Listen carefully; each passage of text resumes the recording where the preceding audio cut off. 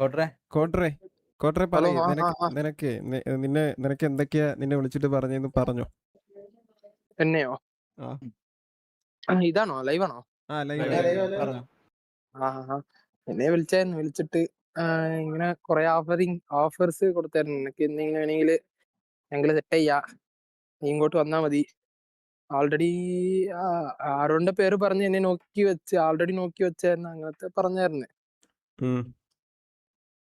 ആരാ നിനക്ക് വിളിച്ചത്? കിട്ടിയ ഓഫറിങ്സ് കാര്യങ്ങള് എന്തൊക്കെയാ നിനക്ക്?